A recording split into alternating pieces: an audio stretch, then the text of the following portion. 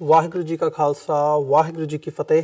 TV84 ਦੇ ਸਾਰੇ ਦਰਸ਼ਕ ਤੇ ਸਰੋਤੇ ਜਿਹੜੇ ਸਾਡੇ ਨਾਲ ਇਸ ਵਕਤ ਨਾਰਥ ਅਮਰੀਕਾ ਦੇ ਵਿੱਚੋਂ ਜੁੜੇ ਹੋਏ ਆ ਜਾਂ ਫਿਰ ਸੋਸ਼ਲ ਮੀਡੀਆ ਦੇ ਰਾਹੀਂ ਦੁਨੀਆ ਭਰ ਦੇ ਵਿੱਚ ਸਾਨੂੰ ਦੇਖ ਰਹੇ ਆ, ਜਿੱਥੇ ਤੱਕ ਵੀ ਸਾਡੀ ਇਹ ਆਵਾਜ਼ ਇਸ ਪਲੇਟਫਾਰਮ ਤੋਂ ਜਾ ਰਹੀ ਹੈ, ਸਾਰਿਆਂ ਨੂੰ ਫਤਿਹ ਅਰਜ਼ ਕਰਦਾ। ਵਾਹਿਗੁਰੂ ਜੀ ਕਾ ਖਾਲਸਾ ਵਾਹਿਗੁਰੂ ਜੀ ਕੀ ਫਤਿਹ। ਵਿਊਅਰਸ, ਜਿੱਥੇ ਅਸੀਂ ਭਾਰਤ ਦੇ ਸੰਵਿਧਾਨ ਦੀ ਗੱਲ ਕਰਦੇ ਹਾਂ, ਉਹਦੇ ਵਿੱਚ ਰਾਈਟ ਟੂ ਫਰੀडम ਤੇ ਰਾਈਟ ਟੂ ਐਕਸਪ੍ਰੈਸ਼ਨ ਦੀ ਇੱਕ ਅਹਿਮ ਥਾਂ ਹੈਗੀ ਹੈ। ਜਦੋਂ ਅਸੀਂ ਕੌਂਸਟੀਟਿਊਸ਼ਨ ਵੱਲ ਦੇਖਦੇ ਹਾਂ, ਉਹਦੀ ਵਰਡਿੰਗ ਵੱਲ ਦੇਖਦੇ ਹਾਂ, ਤਾਂ ਇਹ ਕਦੇ ਵੀ ਨਹੀਂ ਮਹਿਸੂਸ ਹੁੰਦਾ ਕਿ ਭਾਰਤ ਦੇ ਵਿੱਚ ਕਾਨੂੰਨੀ ਤੌਰ 'ਤੇ ਕਿਸੇ ਨੂੰ ਰਾਈਟ ਟੂ ਫਰੀडम ਤੇ ਰਾਈਟ ਟੂ ਐਕਸਪ੍ਰੈਸ਼ਨ ਦੇ ਨਾਂ ਥੱਲੇ ਕਦੇ ਕੋਈ ਦਿੱਕਤ ਆ ਸਕਦੀ ਹੈ। ਪਰ ਜਦੋਂ ਇਹਦੀ ਇੰਪਲੀਮੈਂਟੇਸ਼ਨ ਦੀ ਗੱਲ ਆਉਂਦੀ ਹੈ, ਖਾਸ ਤੌਰ 'ਤੇ ਘੱਟ ਗਿਣਤੀਆਂ ਦੇ ਹਵਾਲੇ ਨਾਲ, ਤਾਂ ਅਕਸਰ ਇਹ ਗੱਲ ਸਾਹਮਣੇ ਆਉਂਦੀ ਹੈ ਕਿ ਜਦੋਂ ਆਪਣੀ ਗੱਲ ਕਹਿਣ ਦੀ ਆਜ਼ਾਦੀ ਕੋਈ ਇਹਦਾ ਜਿਹੜਾ ਹੱਕ ਹੈਗਾ ਉਹ ਕੋਈ ਘੱਟ ਗਿਣਤੀ ਦੇ ਵਿੱਚੋਂ ਕੋਈ ਐਕਸਰਸਾਈਜ਼ ਕਰਦਾ ਤਾਂ ਉਹਦੀ ਆਵਾਜ਼ ਨੂੰ ਦਬਾਇਆ ਜਾਂਦਾ, ਕੁਚਲਿਆ ਜਾਂਦਾ ਅਤੇ ਉਹਨਾਂ 'ਤੇ ਜਿਹੜੇ ਕੇਸ ਹੈਗੇ ਨੇ ਉਹ ਦਰਜ ਕੀਤੇ ਜਾਂਦੇ ਨੇ ਉਹਨਾਂ ਦੇ ਖਿਲਾਫ।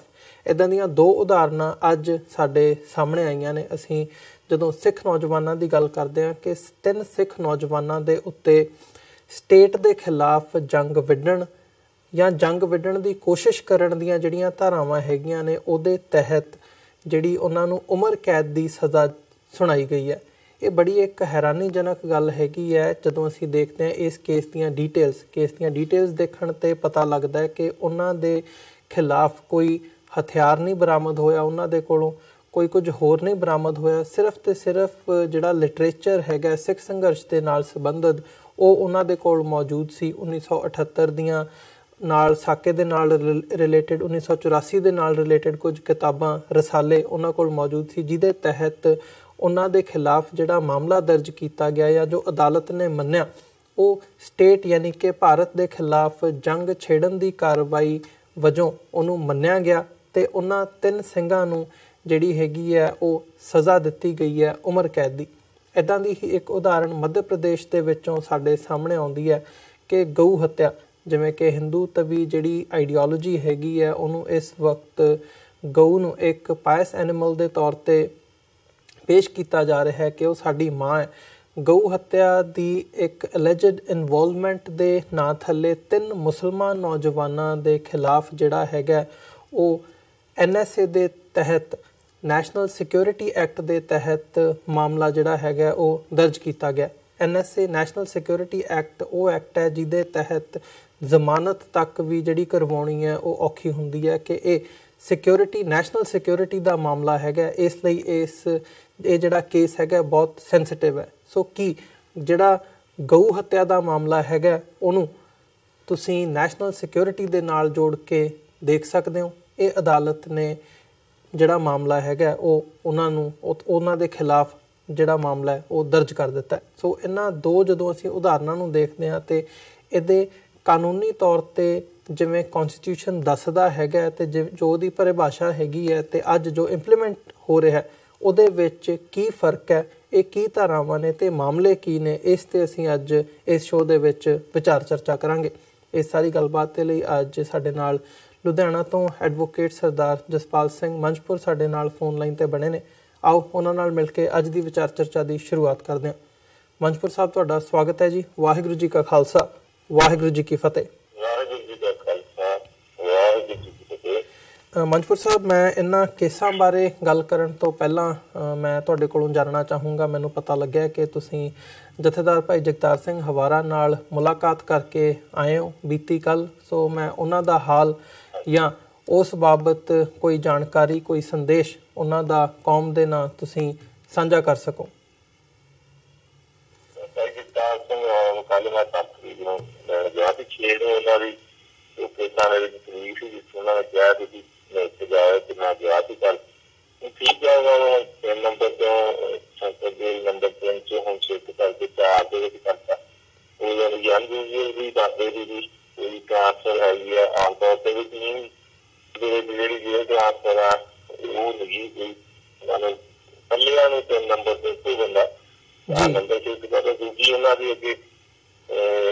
ਮੁਲਾਕਾਤਾਂ ਹੋਰ ਵੀ ਕਰ ਸਕਦੇ ਸੀਗੇ ਬੰਦੇ, ਉਹ ਨਹੀਂ ਕਰ ਸਕਣਗੇ ਕਿਉਂਕਿ ਉਹਨਾਂ ਨੇ ਸਿਰਫ ਬਲੱਡ ਰਿਲੇਸ਼ਨ ਦਾ ਕਰਤਾ ਵੀ ਸਿਰਫ ਬਲੱਡ ਰਿਲੇਸ਼ਨ ਵਾਲੇ ਮੁਲਾਕਾਤ ਕਰ ਸਕਦੇ ਜਾਂ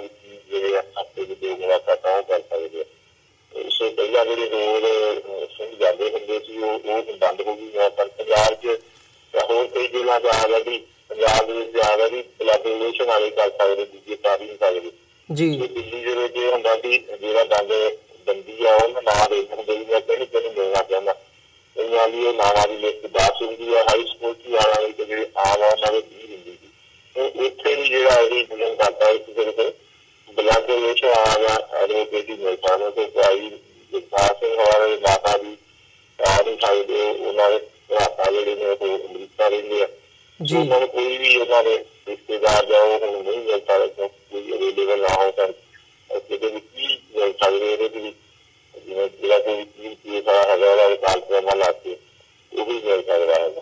ਤੇ ਉਹਨੂੰ ਕਰਦੀ ਕਿਹਾ ਗਿਆ ਜਿਵੇਂ ਹਮੇਸ਼ਾ ਨਹੀਂ ਤਰ੍ਹਾਂ ਉਹ ਕਹਿੰਦੇ ਆ ਵੀ ਕੀ ਕਰਨਾ ਕੌਮ ਦੀ ਜਲਦੀ ਕਰਾ ਕੇ ਹਮੇਸ਼ਾ ਪਾਲਤੂ ਸਬਜ਼ੀਆਂ ਬਾਹਰ ਕਰਦਾ। ਤੇ ਬਾਕੀ ਉਹਨਾਂ ਦੀ ਟ੍ਰਾਂਸਫਰ ਬਾਰੇ ਤੇ ਵੀ ਜਿਹੜੀ ਕੋਈ ਗੱਲ ਉਹ ਅਜੇ ਤੱਕ ਕੋਈ ਵੀ ਜੇਲ੍ਹ ਅਥਾਰਟੀ ਵੱਲੋਂ ਨਹੀਂ ਕੀਤਾ ਜਾ ਰਿਹਾ ਜੀ। ਉਹ ਤਾਂ ਉਹਨੂੰ ਕਲੈਕਸ਼ਨ ਨਿਕਾਲਣਗੇ ਲੁਧਿਆਣੇ ਦੇ ਬੱਚੇ ਵਿੱਚ ਹੋ ਸਕਦਾ ਹੈਗਾ ਜੀ। ਮਨਪ੍ਰੀਤ ਸਾਹਿਬ ਤੁਹਾਡੀ ਨਾ ਆਵਾਜ਼ ਦੇ ਵਿੱਚ ਥੋੜੀ ਜਿਹੀ ਦਿੱਕਤ ਆ ਰਹੀ ਹੈ, ਜੇ ਤੁਸੀਂ ਥੋੜਾ ਜਿਹਾ ਉੱਚਾ ਬੋਲੋ ਮੈਂ ਸਮਝਦਾ ਤੇ ਠੀਕ ਹੋ ਜਾਊਗਾ। ਤਾਂ ਇਹਨਾਂ ਕੇਸਾਂ ਦੀ ਗੱਲ ਕਰੀਏ, ਪਹਿਲਾਂ ਜਿਹੜਾ ਇਹ ਫੈਸਲਾ ਆਇਆ ਹੈਗਾ ਅਦਾਲਤ ਵੱਲੋਂ, ਨਵਾਂ ਸ਼ਹਿਰ ਦੀ ਅਦਾਲਤ ਵੱਲੋਂ ਇਹ ਫੈਸਲਾ ਦਿੱਤਾ ਗਿਆ ਕਿ 3 ਜਿਹੜੇ ਸਿੱਖ ਨੌਜਵਾਨ ਹੈਗੇ ਆ ਉਹਨਾਂ ਨੂੰ ਉਮਰ ਕੈਦ ਦੀ ਸਜ਼ਾ ਦੇ ਦਿੱਤੀ ਗਈ ਹੈ। ਇਹ ਜਿਹੜੀਆਂ ਧਾਰਾਵਾਂ ਲਾਈਆਂ ਗਈਆਂ ਨੇ, ਮੈਂ ਇਹਨਾਂ ਬਾਰੇ ਵੀ ਤੁਹਾਡੇ ਕੋਲੋਂ ਜਾਣਨਾ ਚਾਹੂੰਗਾ, ਇਹ ਕਿੰਨਾ ਮਾਮਲਿਆਂ ਦੇ ਵਿੱਚ ਲੱਗਦੀਆਂ ਨੇ ਤੇ ਐਗਜ਼ੈਕਟਲੀ ਜਦੋਂ ਅਸੀਂ ਇਸ ਕੇਸ ਨਾਲ ਰਿਲੇਟ ਕਰਕੇ ਦੇਖਦੇ ਹਾਂ ਤਾਂ ਕੀ ਇੱਥੇ ਇਹਨਾਂ ਦੀ ਐਪਲੀਕੇਸ਼ਨ ਹੁੰਦੀ ਹੈ? ਇੱਦਾਂ ਦੀ ਕੋਈ ਉਦਾਹਰਣ ਸਾਡੇ ਸਾਹਮਣੇ ਹੈਗੀ ਹੈ? ਦੇਖੋ ਜਿਹੜੀ ਇਹ ਸਜ਼ਾ 121 ਤੇ 121 ਹੈਗੀ waging war against state government of India ਤੇ ਅਟੈਂਪਟ ਟੂ ਵੇਗਿੰਗ ਵਾਰ ਤੇ 121 ਅਬੈਟਮੈਂਟ ਵੇਗਿੰਗ ਵਾਰ ਦਾ ਜਿਹੜਾ ਹੈਗਾ ਉਹਦੇ ਵਿੱਚ ਜਿਹੜੀ 121 ਹੈਗੀ ਆ ਉਹਦੇ ਵਿੱਚ ਨਾ ਡੈਥ ਸੈਂਟੈਂਸ ਦੀ ਪ੍ਰੋਵੀਜ਼ਨ ਵੀ ਹੈਗੀ ਆ ਜੀ। ਲਾਈਫ ਸੈਂਟੈਂਸ ਘੱਟ ਤੋਂ ਘੱਟ 121 10 ਸਾਲ ਤੇ ਲਾਈਫ ਸੈਂਟੈਂਸ ਦੀ ਪ੍ਰੋਵੀਜ਼ਨ ਹੈ। ਸੋ ਜਿਹੜੇ 3 ਨੌਜਵਾਨ ਅਰਵਿੰਦਰ ਸਿੰਘ, ਰਣਜੀਤ ਸਿੰਘ ਤੇ ਸੁਰਜੀਤ ਸਿੰਘ 2016 ਮਈ 2016 ਦੇ ਵਿੱਚ ਇਹਨਾਂ ਨੂੰ ਲਾਹੌਰ ਦੀ ਪੁਲਿਸ ਨੇ ਜਿਹੜਾ ਐਪਰੀਹੈਂਡ ਕੀਤਾ ਸੀ। ਇਹਨਾਂ ਕੋਲ ਗ੍ਰਿਫਤਾਰੀ ਦੇ ਸਮੇਂ ਕਿਸੇ ਵੀ ਤਰ੍ਹਾਂ ਦੀ ਕੋਈ ਤਰਾਸਯੋਗ ਚੀਜ਼, ਕੋਈ ਡਾਕੂਮੈਂਟ, ਕੋਈ ਹਥਿਆਰ, ਕੋਈ ਬਰੂਦ, ਕੋਈ ਗੋਲੀ, ਕੋਈ ਖਾਲੀ ਕਾਰਤੂਸ ਵੀ ਜਿਹੜਾ ਨਹੀਂ ਸੀ ਮਿਲਿਆ। ਉਹਨਾਂ ਦੀ ਪੁੱਛਗਿੱਛ ਦੇ ਵਿੱਚ ਉਹਨਾਂ ਨੇ ਕੋਈ ਸੁਖਦੇਵ ਸਿੰਘ, ਸ਼ਹੀਦ ਸੁਖਦੇਵ ਸਿੰਘ ਬੱਬਰ ਦੀਆਂ ਜੀਵਨੀਆਂ ਦੇ ਪ੍ਰਿੰਟ ਆਊਟ ਸੀਗੇ, ਉਹ ਸੀਗੇ ਜਿਹੜੀ ਆ ਰਹੀ ਕਿਤਾਬ ਛਪੀ ਹੋਈ ਆ, ਉਹਦੇ ਉਹਨਾਂ ਨੇ ਫੋਟੋ ਸਟੇਟ ਕਹਿ ਲਓ ਜਾਂ ਕੰਪਿਊਟਰ ਦੇ ਪ੍ਰਿੰਟ ਕਰਾਏ ਹੋਏ ਸੀਗੇ। ਜਾਂ ਭਾਈ ਰਣਜੀਤ ਸਿੰਘ ਜਿਹੜੇ ਇੱਕ ਜਿਹਨਾਂ ਨੇ ਜੇਲ੍ਹ ਚਿੱਠੀਆਂ ਲਿਖੀਆਂ ਸੀਗੀਆਂ ਤੇ ਉਹਨਾਂ ਦੀ ਸ਼ਬਦਾਵਲੀ ਜਿਹੜੀ ਆ ਉਹ ਇੱਕ ਸੂਚੀਬੱਧ ਸੀਗੀ। ਤੇ 13 ਸਿੰਘ ਸ਼ਹੀਦ ਹੋਏ ਸੀ ਜਿਹੜੇ 78 ਦੀ ਵਿਸਾਖੀ, ਉਹਨਾਂ ਦੀਆਂ ਤਸਵੀਰਾਂ, ਉਹ ਸ਼ਹੀਦ ਸਿੰਘਾਂ ਦੀਆਂ ਤਸਵੀਰਾਂ ਤੇ ਕੁਝ ਬੈਨਰ ਜਿਹੜੇ ਖਾਲਿਸਤਾਨ ਦੇ ਨਾਲ ਸੰਬੰਧਿਤ ਸੀ, ਜਿਹੜੇ ਉਹਨਾਂ ਨੇ ਕਿਹਾ ਸੀ ਇਹਨਾਂ ਨੇ ਉੱਥੇ ਅਨੰਦਪੁਰ ਸਾਹਿਬ ਜਿਹੜੇ ਵਰਤਣੇ ਸੀਗੇ ਜਾਂ ਉਹਨਾਂ ਨੇ ਇਹਦਾ ਪ੍ਰਚਾਰ ਕਰਨਾ ਸੀ। ਸੋ ਇਹ ਪੰਜਾਬ 'ਚ ਆਪਣੀ ਤਰ੍ਹਾਂ ਦੀ 121 ਜਿਹੜਾ ਵੇਗਿੰਗ ਵਾਰ ਅਗੇਂਸਟ ਸਟੇਟ ਆ ਗਿਆ ਗਵਰਨਮੈਂਟ ਆਫ ਇੰਡੀਆ, ਉਹ ਪਹਿਲੀ ਵਾਰੀ ਆ ਵੀ ਇਹ ਸਜ਼ਾ ਜਿਹੜੀ ਹੈ ਪੰਜਾਬ 'ਚ ਹੋਈ ਹੈ। ਬਹੁਤ ਸਾਰੇ ਵੱਡੇ ਜਿਹੜੇ ਕਾਂਡ ਆ ਪੰਜਾਬ ਦੇ ਵਿੱਚ ਹੋਏ, ਭਾਵੇਂ ਸੀਐਮ ਬੇਅੰਤ ਵੀ ਮਰਿਆ, ਉਹਦੇ ਵਿੱਚ 121 ਇਹ ਲੱਗੀ ਸੀ ਪਰ ਉਹ 'ਚ ਕਨਵਿਕਸ਼ਨ ਨਹੀਂ ਹੋ ਸਕੀ ਕਿਉਂਕਿ ਉਹਨਾਂ ਨੇ ਮੰਨਿਆ ਸੀ ਇਹ ਅਟੈਕ ਸੀ ਉਹਦੇ ਉੱਤੇ, ਇੰਡੀਆ ਦੇ ਖਿਲਾਫ ਜੰਗ ਦਾ ਐਲਾਨ ਨਹੀਂ ਸੀਗਾ ਜਾਂ ਲੁਧਿਆਣਾ ਬੈਂਕ ਡਕੈਤੀ ਵਾਲਾ ਕੇਸ, ਜਨਰਲ ਰਾਜਿਆ ਮਰਡਰ ਕੇਸ, ਇਹਨਾਂ ਸਾਰਿਆਂ ਕੇਸਾਂ ਦੇ ਵਿੱਚ 121 ਹੈ। ਤੋਂ ਪਹਿਲਾਂ ਵੀ ਭਾਈ ਦਲਜੀਤ ਸਿੰਘ ਜੀ ਦੇ 2-3 ਬੱਚੇ ਜਿਹੜੇ 2009 2012 ਚ ਹੋਏ ਆ, ਉਹਨਾਂ ਦੀ 121 ਦੇ ਜਿਹੜੇ ਪੁਲਿਸ ਨੇ ਇਨੀਸ਼ੀਅਲ ਯਾਨੀ ਕਿ ਚਾਰਜਸ਼ੀਟ ਫਰੇਮ ਕੀਤੀ ਸੀ, ਕੋਰਟ ਨੇ ਚਾਰਜ ਫਰੇਮ ਨਹੀਂ ਕੀਤੇ ਜਾਂ ਜੇ ਚਾਰਜ ਫਰੇਮ ਹੋਏ ਉਦੋਂ ਕਨੈਕਸ਼ਨ ਨਹੀਂ ਜਿਹੜੀ ਹੋ ਸਕਦੀ। ਸੋ ਆਪਣੀ ਤਰ੍ਹਾਂ ਦੀ ਇੱਕ ਮਿਸਾਲੀ ਇਹ ਹੈਗੀ, ਕਿਸੇ ਤਰ੍ਹਾਂ ਦਾ ਵੀ ਜਿਹੜਾ ਇਹ ਕਹਿ ਸਕਦੇ ਵੀ ਕਨਵਿੰਸ ਨਹੀਂ ਕਰਦਾ ਸੀ ਇਹ ਗਵਰਨਮੈਂਟ ਔਰ ਇੰਡੀਆ ਦੇ ਖਿਲਾਫ ਆ। ਜੇ ਕੋਈ ਲਿਟਰੇਚਰ ਸਰਕਾਰ ਵੱਲੋਂ ਪਾਬੰਦੀਸ਼ੁਦਾ ਹੋਵੇ, ਐਲਾਨਿਆ ਹੋਇਆ, ਉਹ ਕੋਈ ਆਪਣੇ ਕੋਲ ਰੱਖਦਾ ਤਾਂ ਉਹਦੇ ਤਹਿਤ ਵੱਖਰੇ ਜਿਹੜੀਆਂ ਭਰਾਵਾਂ ਚ ਜਿਹੜੀ ਆ ਉਹਨਾਂ ਨੂੰ ਸਜ਼ਾ ਕੀਤੀ ਜਾ ਸਕਦੀ ਹੈਗੀ। ਪਰ ਵੇਗਿੰਗ ਵਾਰ ਅੰਗੇਜ ਗਵਰਨਮੈਂਟ ਆਫ ਇੰਡੀਆ ਬਿਲਕੁਲ ਨਹੀਂ ਮੰਨਦਾ, ਬਿਲਕੁਲ ਇਹ ਅਦਾਲਤੀ ਇਹਨਾਂ ਦੀ ਧੱਕੇਸ਼ਾਹੀ ਜਿਹੜੀ ਆ ਉਹ ਹੋਈ ਆ ਨੌਜਵਾਨਾਂ ਦੇ ਨਾਲ ਜੀ। ਮਨਪ੍ਰੀਤ ਸਾਹਿਬ, ਜਿਹੜੀਆਂ ਇਹ ਧਾਰਾਵਾਂ ਹੈਗੀਆਂ ਨੇ ਇਹ ਲਿਟਰੇਚਰ ਰੱਖਣ ਤੇ ਲਾਈਆਂ ਗਈਆਂ ਨੇ, ਕਿਤਾਬਾਂ ਤੇ ਰਸਾਲੇ, ਮੈਗਜ਼ੀਨਸ ਜਿਹੜੇ ਹੈਗੇ ਆ ਸਿੱਖ ਸੰਘਰਸ਼ ਦੇ ਨਾਲ ਰਿਲੇਟਡ, ਤੇ ਜੇ ਦੇਖਣਾ ਹੋਵੇ ਇਹ ਲੱਗਦੀਆਂ ਕਿਹਦੇ ਤੇ ਨੇ ਐਗਜ਼ੈਕਟਲੀ ਧਾਰਾਵਾਂ, ਕਿਸ ਕੇਸ ਦੇ ਵਿੱਚ ਇਹਨਾਂ ਦੀ ਐਪਲੀਕੇਸ਼ਨ ਹੁੰਦੀ ਹੈ? ਐਪਲੀਕੇਸ਼ਨ ਦਾ ਦੇਖੋ ਹੁਣ ਜਿਹੜੇ ਕੇਸ ਜਿਹੜਾ ਅਫਜ਼ਲ ਗੁਰੂ ਵਾਲੇ ਕੇਸ ਦੇ ਵਿੱਚ ਵੀ ਪਾਰਲੀਮੈਂਟ ਦੇ ਉੱਤੇ ਅਟੈਕ ਹੋ ਗਿਆ ਇੰਨੇ ਭਾਰੀ ਹਥਿਆਰਾਂ ਦੇ ਨਾਲ, ਜਾਂ ਕਿਸਾਨ ਵਾਲੇ ਜਿਹੜੀ ਮੀਡੀਆ ਵਿੱਚ ਤਰ੍ਹਾਂ ਦਾ ਅਟੈਕ ਹੋ ਗਿਆ, ਇਸ ਤਰ੍ਹਾਂ ਦੇ ਕੇਸਾਂ ਦੇ ਵਿੱਚ ਬਣਦੀ ਜਿੱਥੇ ਉਹ ਹਥਿਆਰਬੰਦ ਸੰਘਰਸ਼ ਜਿਹੜਾ ਚੱਲ ਪਿਆ ਜਾਂ ਇੱਕ ਲੜਾਈ ਚੱਲ ਪਈ ਹੈ। ਵਾਰ ਦਾ ਮਤਲਬ ਇਹ ਹੈ ਕਿ ਜੰਗ ਦਾ ਮਾਹੌਲ ਬਣ ਗਿਆ ਜਾਂ ਉਹਦੀ ਤਿਆਰੀ ਕੀਤੀ ਜਾ ਰਹੀ ਹੈ। ਲਿਟਰੇਚਰ ਦੇ ਨਾਲ ਤਿਆਰੀ ਨਹੀਂ ਹੋ ਸਕਦੀ ਹੈਗੀ। ਤਿਆਰੀ ਦਾ ਤਾਂ ਜੇ ਉਹਨਾਂ ਕੋਲ ਵੱਡੇ ਪੱਧਰ ਤੇ ਹਥਿਆਰ ਹੁੰਦੇ, ਵੱਡਾ ਇੱਕ ਕੇਡਰ ਹੁੰਦਾ, ਕੋਈ ਭਰਤੀ ਹੁੰਦੀ, ਕੋਈ ਟ੍ਰੇਨਿੰਗ ਕੈਂਪ ਹੁੰਦਾ, ਤੇ ਤੁਸੀਂ ਕਹਿ ਸਕਦੇ ਸੀ। ਪਰ ਦੂਜੇ ਪਾਸੇ ਵੀ ਦੇਖੋ ਕਿ ਜਿਹੜੀਆਂ ਇਹ ਧਾਰਾਵਾਂ ਲੱਗੀਆਂ ਸੀਗੀਆਂ ਅਨਲੌਫੁਲ ਐਕਟੀਵਿਟੀ ਪ੍ਰੀਵੈਂਸ਼ਨ ਐਕਟ ਦੀਆਂ, ਉਹ ਸਾਰੀਆਂ ਦੇ ਵਿੱਚੋਂ ਜਿਹੜੇ ਅਸਿੱਧ ਹੋਇਆ ਕਿਉਂਕਿ ਉਹ ਨਹੀਂ ਕਰ ਸਕੀ ਕਿ ਇਹ ਅਨਲੌਫੁਲ ਐਕਟੀਵਿਟੀ ਪ੍ਰੀਵੈਂਸ਼ਨ ਐਕਟ ਪੌਂਦੀਸ਼ੁਦਾ ਜਥੇਬੰਦੀ, ਜਿਵੇਂ ਇਸ ਕੇਸ ਦੇ ਵਿੱਚ ਬੱਬਲ ਖਾਲਸਾ ਇੰਟਰਨੈਸ਼ਨਲ ਦਾ ਨਾਂ ਲਿਆ ਗਿਆ, ਉਹ ਪੌਂਦੀਸ਼ੁਦਾ ਜਥੇਬੰਦੀ ਆ ਅਨਲੌਫੁਲ ਐਕਟੀਵਿਟੀ ਪ੍ਰੀਵੈਂਸ਼ਨ ਐਕਟ ਦੇ ਸ਼ਡਿਊਲ ਥੱਲੇ। ਪਰ ਇਹ ਗੱਲ ਆ ਵੀ ਇਹ ਤਿੰਨੇ ਨੌਜਵਾਨ ਅਨਲੌਫੁਲ ਐਕਟੀਵਿਟੀ ਪ੍ਰੀਵੈਂਸ਼ਨ ਐਕਟ ਦੇ ਵਿੱਚ ਬਰੀ ਕੀਤੇ ਆ ਕੋਰਟ ਨੇ। ਜੇ ਉਹ ਪ੍ਰੋਸੀਕਿਊਸ਼ਨ ਇਹ ਨਹੀਂ ਪ੍ਰੂਵ ਕਰ ਸਕੀ ਕਿ ਇਹ ਬੱਬਲ ਖਾਲਸਾ ਦੇ ਇੰਟਰਨੈਸ਼ਨਲ ਦੇ ਬੰਦੇ ਆ, ਫਿਰ ਇਹ ਕਿਵੇਂ ਹੋ ਗਿਆ ਵੀ ਉਹਨਾਂ ਕੋਲ ਕੋਈ ਲਿਟਰੇਚਰ ਜਿਹੜਾ ਕਿ ਸਰਕਾਰ ਵੱਲੋਂ ਪੌਂਦੀਸ਼ੁਦਾ ਨਹੀਂ ਹੈਗਾ, ਫਿਰ ਕਿਵੇਂ ਜਿਹੜਾ ਉਹ ਪੌਂਦੀਸ਼ੁਦਾ ਕਰਕੇ ਤੇ ਆਪਣੇ ਆਪ ਹੀ, ਕਿਉਂਕਿ ਜਿਹੜੀ ਜੱਜਮੈਂਟ ਆ ਉਹ ਕਰੋ ਰੈਫਰੈਂਸ ਜਿਹੜੀਆਂ ਡਿਫੈਂਸ ਵੱਲੋਂ ਦਿੱਤੀਆਂ ਗਈਆਂ ਜੱਜਮੈਂਟ ਉਹਨੂੰ ਇੱਕ ਪਹਿਰੇ ਦੇ ਵਿੱਚ ਸੀਮਤ ਕਰਤਾ ਗਿਆ ਵੀ ਆਹ ਇਹਨਾਂ ਨੇ ਜੱਜਮੈਂਟ ਦਿੱਤੀਆਂ ਹੈਗੀਆਂ, ਉਹਨੂੰ ਡਿਸਕਸ ਹੀ ਨਹੀਂ ਕੀਤਾ ਗਿਆ। ਜਿਹੜੀਆਂ 1947 ਤੋਂ ਪਹਿਲਾਂ ਅੰਗਰੇਜ਼ਾਂ ਨੇ ਬਹੁਤੇ ਕੇਸਾਂ ਦੇ ਵਿੱਚ ਲਾਈਆਂ ਸੀਗੀਆਂ 121 ਦੀਆਂ, ਉਹ ਰੈਫਰੈਂਸ ਦੇ ਕੇ ਜਿਹੜੀ ਆ ਉਹ ਸਜ਼ਾ ਤੱਕ ਲੈ ਕੇ ਗਿਆ, ਕੋਰਟ ਲੈ ਕੇ ਗਈ ਹੈ, ਜੱਜ ਲੈ ਕੇ ਗਿਆ ਇਹਨਾਂ ਨੂੰ। ਇਹਦੇ ਵਿੱਚ ਇਹ ਜੱਜ ਇੱਕ ਸਟੇਟ ਦਾ ਜਿਹੜਾ ਹਿੱਸਾ ਬਣ ਕੇ ਆਪਣੇ ਆਪ ਨੂੰ ਜਿਹੜਾ ਸਜ਼ਾ ਕਰ ਰਿਹਾ ਵੀ ਇਹਨਾਂ ਨੇ ਕ੍ਰਾਈਮ ਅਗੇਂਸਟ ਸਟੇਟ ਕੀਤਾ ਹੈਗਾ ਤੇ ਸਾਡਾ ਸਟੇਟ ਦਾ ਇਹ ਫਰਜ਼ ਬਣਦਾ ਕਿ ਅਸੀਂ ਇਹਨਾਂ ਨੂੰ ਜਿਹੜਾ ਪਨਿਸ਼ ਕਰੀਏ। ਸੋ ਜਿਹੜੀ ਇੰਡੀਅਨ ਕੌਂਸਟੀਟਿਊਸ਼ਨ ਕਹਿੰਦਾ ਹੈਗਾ ਜੁਡੀਸ਼ਰੀ ਤੇ ਐਗਜ਼ੈਕਟਿਵ ਆਗਿਆ ਜੀ, ਇੱਕ ਢੇਰਾ state versus Ravinder Singh case ਸੀਗਾ, ਉਹ ਸਟੇਟ ਇੱਕ ਤੇ ਸੀ, ਰਵਿੰਦਰ ਸਿੰਘ ਰਣਜੀਤ ਸਿੰਘ ਸਰਜੀਤ ਸਿੰਘ ਇੱਕ ਤੇ ਸੀ, ਸਟੇਟ ਦਾ ਹਿੱਸਾ ਬਣ ਕੇ ਧਿਰ ਬਣ ਕੇ ਉਹਨੇ ਪੁਲਿਸ ਨੇ ਤਾਂ ਸਜ਼ਾ ਕਰਨੀ ਸੀ, ਜੱਜ ਵੀ ਉਹਦਾ ਜਿਹੜਾ ਹਿੱਸਾ ਬਣ ਗਿਆ। ਐਗਜ਼ੈਕਟਿਵ ਤੇ ਜੁਡੀਸ਼ਰੀ ਜਿਹੜੀ ਇਸ ਸਰਕਾਰ ਦੇ ਟਾਈਮ ਇੱਕ ਰੂਪ ਹੀ ਹੋ ਰਹੀ ਆ, ਜੱਜ ਆਪਣੇ ਮਰਜ਼ੀਆਂ ਦੇ ਲਾਏ ਜਾ ਰਹੇ, ਉਹਨਾਂ ਦੇ ਮਰਜ਼ੀਆਂ ਦੇ ਫੈਸਲੇ ਲੈਣ ਦੀ ਜਿਹੜੀ ਆ ਉਹ ਪ੍ਰਤੱਖ ਆਧਾਰਨ ਹੈਗੀ ਹੈ। ਇਹਦੇ ਚ ਕੌਮ ਨੂੰ ਜਿਹੜਾ ਇੱਕ ਵਕਤ ਹੋ ਕੇ ਇਹਦੀ ਕਾਨੂੰਨੀ ਤੇ ਸਿਆਸੀ ਤੌਰ ਤੇ ਵੀ ਜਿਹੜਾ ਇਹਦੀ ਜਿਹੜੀ ਲੜਾਈ ਵਧਣੀ ਚਾਹੀਦੀ ਹੈ ਜੀ। ਤੇ ਮਨਪ੍ਰੀਤ ਸਾਹਿਬ, ਜੇ ਦੂਸਰੇ ਕੇਸ ਦੀ ਗੱਲ ਕਰਨੀ ਹੋਵੇ ਜਿਹੜਾ ਮੱਧ ਪ੍ਰਦੇਸ਼ ਦੇ ਵਿੱਚ ਸਾਡੇ ਸਾਹਮਣੇ ਆਇਆ ਕਿ ਗਊ ਹੱਤਿਆ ਦੇ ਨਾਂ ਥੱਲੇ ਜਿਨ੍ਹਾਂ ਨੌਜਵਾਨਾਂ ਦੀ, ਮੁਸਲਮਾਨ ਨੌਜਵਾਨਾਂ ਦੀ ਅਲੈਜਡ ਇਨਵੋਲਵਮੈਂਟ ਹੈਗੀ ਹੈ, ਉਹਨਾਂ ਦੇ ਖਿਲਾਫ NSA ਦੇ ਤਹਿਤ ਜਿਹੜਾ ਮਾਮਲਾ ਹੈਗਾ ਉਹ ਦਰਜ ਕੀਤਾ ਗਿਆ, ਨੈਸ਼ਨਲ ਸਿਕਿਉਰਿਟੀ ਐਕਟ ਦੇ ਤਹਿਤ। ਜਦੋਂ ਇਹ ਉਦਾਹਰਨ ਸਾਡੇ ਸਾਹਮਣੇ ਆਉਂਦੀ ਹੈ, ਨੈਸ਼ਨਲ ਸਿਕਿਉਰਿਟੀ ਐਕਟ ਦਾ ਕੇਸ ਕਿੱਥੇ ਬਣਦਾ? ਕੀ ਉਹ ਗਊ ਹੱਤਿਆ ਦੇ ਮਾਮਲੇ 'ਚ ਉਹਦੀ ਐਪਲੀਕੇਸ਼ਨ ਨਜ਼ਰ ਆਉਂਦੀ ਹੈ? ਦੇਖੋ, ਜਿਹੜਾ ਨੈਸ਼ਨਲ ਸਿਕਿਉਰਿਟੀ ਐਕਟ ਹੈਗਾ ਹੈ ਤਾਂ ਇਹ ਕਾਲਾ ਕਾਨੂੰਨ ਹੀ ਹੈ, ਇਹਨੂੰ ਕਾਲੇ ਪੈਟਰੋਲੀਅਮ ਲਾਅ ਦੀ ਜਿਹੜੀ ਉਹ ਸੂਚੀ ਦੇ ਵਿੱਚ ਹੀ ਹਿਊਮਨ ਰਾਈਟਸ ਐਕਟਿਵਿਸਟ ਰੱਖਦੇ ਹੈਗੇ ਆ ਕਿ ਇਹ ਕਾਲਾ ਕਾਨੂੰਨ ਹੈਗਾ, ਜੇ ਇੱਕ ਸਾਲ ਤੱਕ ਕੋਈ ਸੁਣਵਾਈ ਨਹੀਂ, ਜ਼ਮਾਨਤ ਵੀ ਹੈ ਹੀ ਨਹੀਂ, ਉਹਦੇ ਚ ਵੀ ਹੋ ਸਕਦੀ ਹੈ 6 ਮਹੀਨੇ ਰੱਖੇ ਹੋਏ 6 ਮਹੀਨੇ ਦੇ ਐਕਸਟੈਂਡ ਕੀਤੀ ਜਾ ਸਕਦੀ ਹੈ ਜੀ। ਉਹ ਐਕਟ ਦੇ ਤਹਿਤ ਗਊ ਹੱਤਿਆ ਦੇ ਬੰਦੇ ਦੀ ਮਾਰਨ ਦੇ ਜਿਹੜਾ ਮੁੱਖ ਮੰਤਰੀ ਦਾ ਰਾਜ ਉੱਤੇ, ਇਹ ਵੀ ਦੇਖੋ ਵੀ BJP ਸਰਕਾਰ ਨੇ ਕੰਮ ਸ਼ੁਰੂ ਕੀਤਾ ਸੀਗਾ ਗਊ ਹੱਤਿਆ ਦੇ ਖਿਲਾਫ ਘੱਟ ਗਿਣਤੀਆਂ ਮੁਸਲਮਾਨਾਂ ਨੂੰ ਡਰਾ ਕੇ ਉਹਨਾਂ ਦਾ ਕਤਲ ਕਰਕੇ ਤੇ ਹਿੰਦੂ ਵੋਟ ਤੋਂ ਕਬੀਰ ਕਰਨਾ। ਹੁਣ ਕਾਂਗਰਸ ਵੀ ਜਿਹੜੀ ਜਿਹੜਾ ਯਾਨੀ ਕਿ ਇੱਕ ਨਰਮ ਪੱਖ ਸੀ ਬ੍ਰਾਹਮਣਵਾਦ ਦਾ, ਉਹ ਵੀ ਉਹਨੂੰ ਓਪਨਲੀ ਜਿਹੜਾ ਉਹ ਇੰਪਲੀਮੈਂਟ ਕਰਦਾ ਹੈਗਾ। ਉਹ ਗੁਰੂ ਗ੍ਰੰਥ ਸਾਹਿਬ ਦੀ ਬੇਅਦਬੀ ਹੁੰਦੀ ਹੈ, ਇਹਨੂੰ ਤਾਂ ਨੈਸ਼ਨਲ ਸਿਕਿਉਰਿਟੀ ਮੰਨਿਆ ਨਹੀਂ ਜਾਂਦਾ। ਉਹਨਾਂ ਬੰਦਿਆਂ ਦੀਆਂ ਜ਼ਮਾਨਤਾਂ ਵੀ ਦਿੱਤੀਆਂ ਜਾਂਦੀਆਂ, ਉਹਨਾਂ ਨੂੰ ਦਿਖਾਵੇ ਮਾਤਰ ਅਨਲੌਫੁਲ ਐਕਟੀਵਿਟੀ ਐਕਟ ਲਾਇਆ ਜਾਂਦਾ ਬਿਨਾਂ ਸੱਚੇ ਡੇਰੇ ਨੂੰ ਪਾਬੰਦੀਸ਼ੁਦਾ ਲਾਉਣ ਦੇ।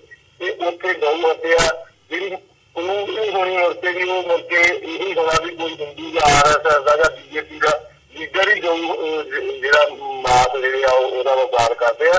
ਇਹ ਇੱਕ ਪ੍ਰਾਪਤ ਵੀ ਹੈ ਇੰਡੀਆ ਦੇ ਵਿੱਚ ਵੀ ਜਦੋਂ ਮੁਸਲਮਾਨ ਤੋਂ ਉਹਨੇ ਗਊ ਆਪਣੇ ਬੱਚਿਆਂ ਦੇ ਦੁੱਧ ਪੀਣ ਨੂੰ ਰੱਖੀ ਹੋਈ ਤਾਂ ਉਹਦੇ ਉੱਤੇ NSA ਦਾ ਜਿਹੜਾ ਮਸਲਾ ਦਰਜ ਕੀਤਾ ਜਾਂਦਾ। ਪਰ ਦੂਜੇ ਪਾਸੇ ਦੇਖੋ ਵਰਲਡ ਦੇ ਵਿੱਚ ਬੀਫ ਦਾ ਸਭ ਤੋਂ ਵੱਡਾ ਐਕਸਪੋਰਟ ਜਿਹੜਾ ਇੰਡੀਆ ਕਰ ਰਿਹਾ, ਉਹ ਕਿੰਨੀਆਂ ਗਊਆਂ ਮਾਰ ਕੇ ਜਿਹੜੇ ਬੱਚੇ ਮਾਰ ਕੇ ਜਿਹੜਾ ਦੁਨੀਆ ਦੇ ਵਿੱਚ ਸਪਲਾਈ ਕੀਤੀ ਜਾਂਦੀ ਹੈ, ਉਹ ਸਾਰੀਆਂ ਹੀ ਬੀਜੇਪੀ ਤੋਂ ਦੇ ਨਾਲ ਜਿਹੜੀਆਂ ਪੈਟਰਨਾਈਜ਼ ਬੀਜੇਪੀ ਪੈਟਰਨਾਈਜ਼ ਕਰਦੀ ਹੈ, ਸਾਰੀਆਂ ਜਿਹੜੀਆਂ ਕੰਪਨੀਆਂ ਹੈਗੀਆਂ। ਤੇ ਇਹ ਸਿਰਫ ਇੱਕ ਜਿਵੇਂ ਬੀਜੇਪੀ ਨੇ ਕੰਸੋਲੀਡੇਸ਼ਨ ਕਰਨ ਲਈ ਹਿੰਦੂ ਵੋਟ ਨੂੰ, ਮੁਸਲਮਾਨਾਂ ਨੂੰ ਮਾਰਿਆ, ਕਾਂਗਰਸ ਨੇ ਪਹਿਲਾਂ ਸਿੱਖਾਂ ਨੂੰ ਮਾਰਿਆ, ਕਾਂਗਰਸ ਵੀ ਉਸੇ ਰਾਹ ਪੈ ਗਈ ਹੈ ਵੀ ਬੀਜੇਪੀ ਦੀ ਜਿਹੜੀ ਵੋਟ ਬੈਂਕ ਨੂੰ ਭੰਨਣ ਵਾਸਤੇ ਅਸੀਂ ਇਹੋ ਜਿਹੀਆਂ ਜਿਹੜੀਆਂ ਆਪਣੀਆਂ, ਕਿਉਂਕਿ ਮੱਧ ਪ੍ਰਦੇਸ਼ ਵੱਡੀ ਸਟੇਟ ਆ, ਲੋਕ ਸਭਾ ਦੀਆਂ 11 ਸੀਟਾਂ ਹੈਗੀਆਂ, ਸੋ ਉੱਥੇ ਹਿੰਦੂ ਵੋਟ ਨੂੰ ਕੰਸੋਲੀਡੇਟ ਕਰਨ ਲਈ ਕਾਂਗਰਸ ਵੀ, ਜਿਵੇਂ ਕੈਪਟਨ ਅਮਰਿੰਦਰ ਸਿੰਘ ਵੀ ਪੰਜਾਬ ਦੇ ਵਿੱਚ ਜਿਹੜਾ ਹਿੰਦੂ ਬਹੁ ਗਿਣਤੀ ਨੂੰ ਜਾਂ ਬ੍ਰਾਹਮਣਵਾਦੀ ਲੋਕਾਂ ਨੂੰ ਖੁਸ਼ ਕਰਨ ਦੇ ਜਿਹੜੇ ਆਏ ਦਿਨ ਬਿਆਨ ਜਿਹੜਾ ਦਿੰਦਾ, ਸੋ ਕਾਂਗਰਸ ਵੀ ਉਸੇ ਰਾਹ ਦੇ ਉੱਤੇ ਪਈ ਹੋਈ ਹੈ ਜੀ।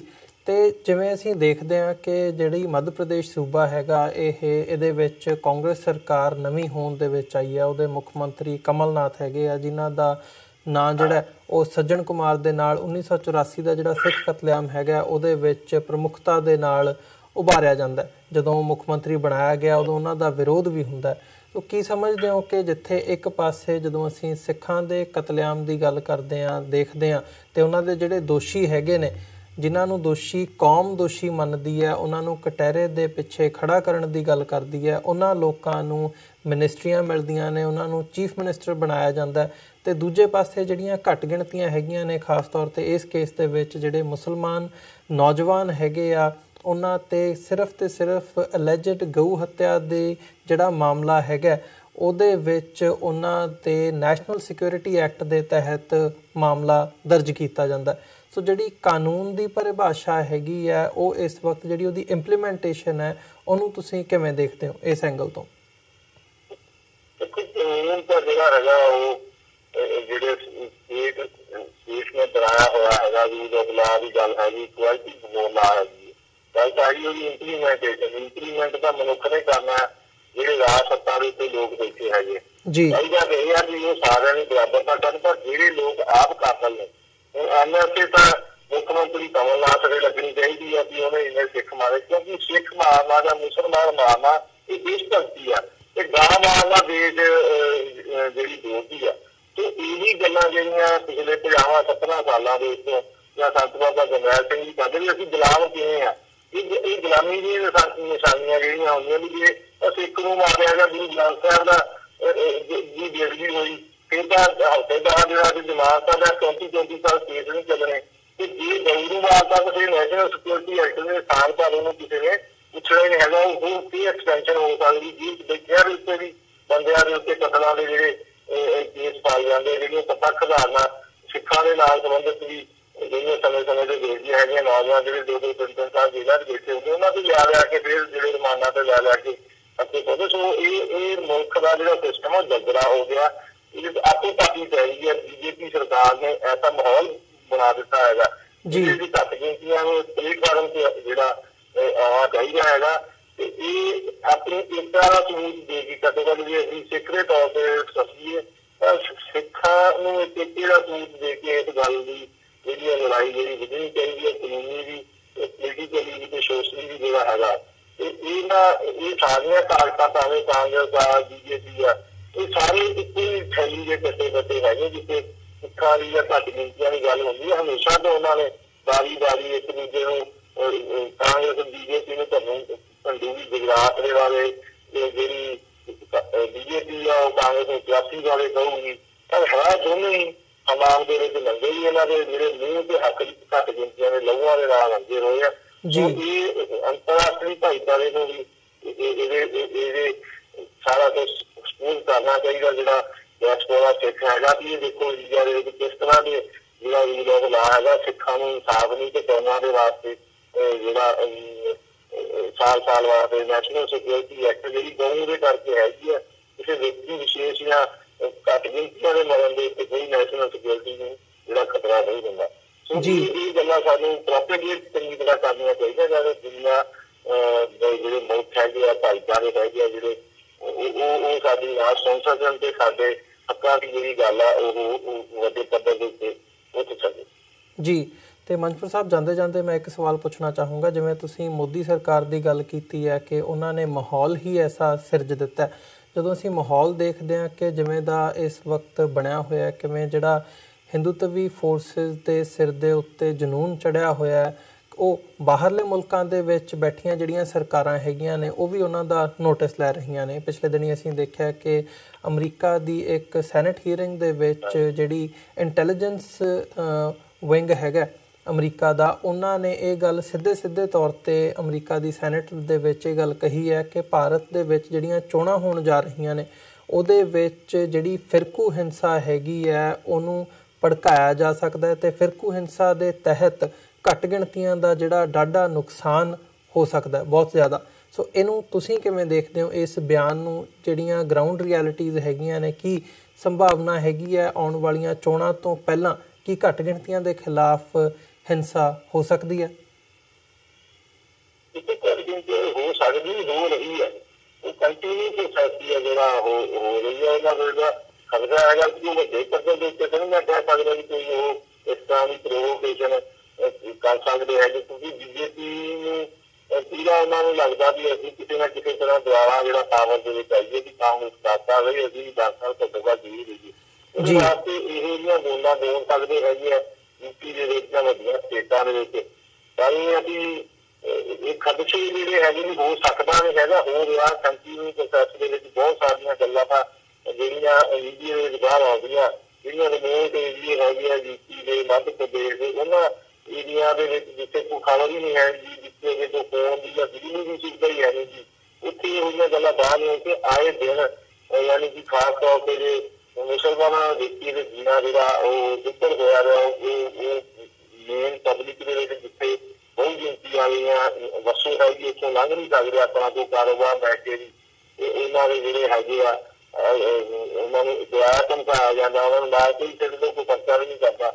ਇਸ ਤਰ੍ਹਾਂ ਦਾ ਮਾਹੌਲ ਜਿਹੜਾ ਆਹ ਵੀ ਮੁਲਕ ਦੇ ਵਿੱਚ ਜਿਹੜਾ ਹੈਗਾ ਪੰਜਾਬ ਦੇ ਵਿੱਚ ਥੋੜੇ ਇੱਕ ਬਿਹਤਰ ਹਾਲਾਤ ਕਹਿ ਸਕਦੇ ਹਾਂ ਦਿਖਦੇ ਰੂਪ ਦੇ ਵਿੱਚ, ਪਰ ਅੰਦਰ ਖਾਤੇ ਜਿਹੜਾ ਜਿਵੇਂ ਉਹ ਆ ਜਾਂਦਾ ਵੀ ਗੁਰਦੁਆਰਿਆਂ ਦੇ ਵਿੱਚ ਜਾਂ ਉਹ ਸਿੱਧੀ ਆਪਣੀ ਜਿਹੜੀ ਆ ਉਹ ਚਾਹੁੰਦੇ ਆ ਵੀ ਸਾਡਾ ਹੀ ਹੋਵੇ, ਉਹ ਪੰਜਾਬ ਦੀ ਆਤਮਾ ਦੇ ਉੱਤੇ ਹਮਲਾ ਕਰ ਰਹੇ ਹੈਗੇ ਤੇ ਬਾਕੀ ਮੁਲਕ ਦੇ ਸਰੀਰ ਦੇ ਉੱਤੇ ਜਿਹੜਾ ਹਮਲਾ ਕਰਦਾ ਉਹਨਾਂ ਦਾ ਜਸ਼ਨ ਹੈਗਾ, ਜਿਸ ਉਹਨਾਂ ਨੇ ਕਾਮਯਾਬ ਤਾਂ ਨਹੀਂ ਹੋਣਾ, ਪਰ ਉਹਨਾਂ ਦੇ ਜਿਹੜੇ ਮਨਸੂਬੇ ਜਿਹੜੇ ਇੰਨੇ ਚੰਗੇ ਤੇ ਵਧੀਆ ਨਹੀਂ ਹੈਗੇ।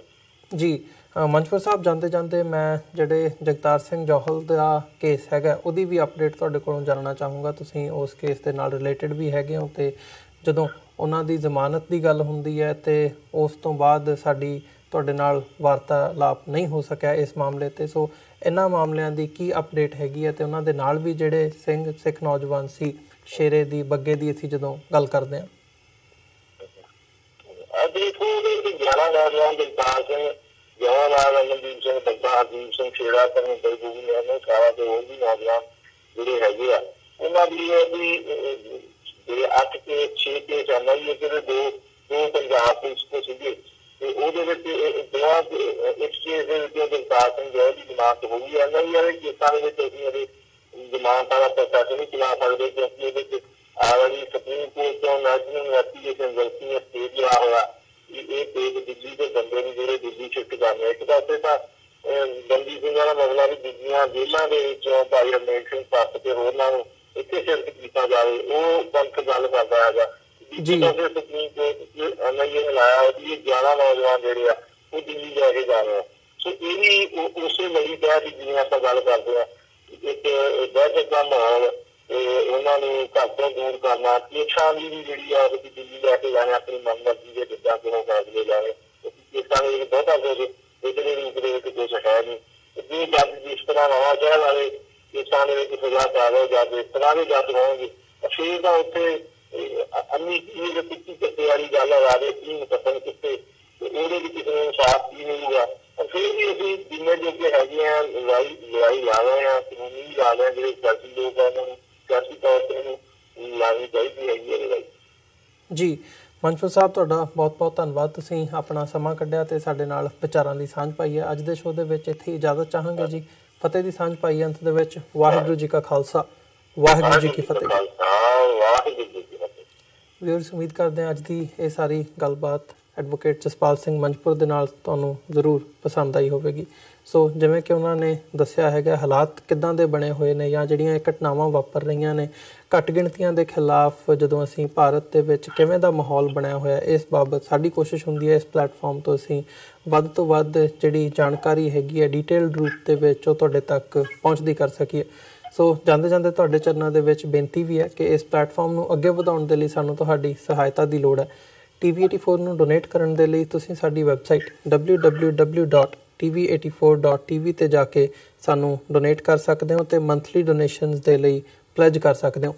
ਜੇ ਚੈੱਕ ਰਾਹੀਂ ਡੋਨੇਸ਼ਨਸ ਭੇਜਣੀਆਂ ਚਾਹੁੰਦੇ ਹੋ ਤਾਂ TV84 ਦੇ ਨਾਂ ਦਾ ਚੈੱਕ ਬਣਾ ਕੇ ਤੁਸੀਂ ਸਾਨੂੰ ਸਾਡੇ ਐਡਰੈਸ ਤੇ ਮੇਲ ਵੀ ਕਰ ਸਕਦੇ ਹੋ। 3601 37th Avenue, Long Island City, New York 11101। Website ਇੱਕ ਵਾਰ ਫਿਰ ਦੱਸਦੇ ਹਾਂ www.tv84.tv। ਇਸੇ ਦੇ ਨਾਲ ਵਿਊਅਰਸ ਅਸੀਂ ਅੱਜ ਦੇ ਪ੍ਰੋਗਰਾਮ ਦੇ ਵਿੱਚ ਤੁਹਾਡੇ ਕੋਲੋਂ ਇੱਥੇ ਹੀ ਇਜਾਜ਼ਤ ਚਾਹਾਂਗੇ। ਦੁਬਾਰਾ ਫਿਰ ਕੱਲ੍ਹ ਨੂੰ ਤੁਹਾਡੇ ਨਾਲ ਮੁਲਾਕਾਤ ਹੋਵੇਗੀ। ਤਦ ਤੱਕ ਲਈ ਇਜਾਜ਼ਤ ਦਿਓ ਜੀ। ਵਾਹਿਗੁਰੂ ਜੀ ਕਾ ਖਾਲਸਾ, ਵਾਹਿਗੁਰੂ ਜੀ ਕੀ ਫਤਿਹ।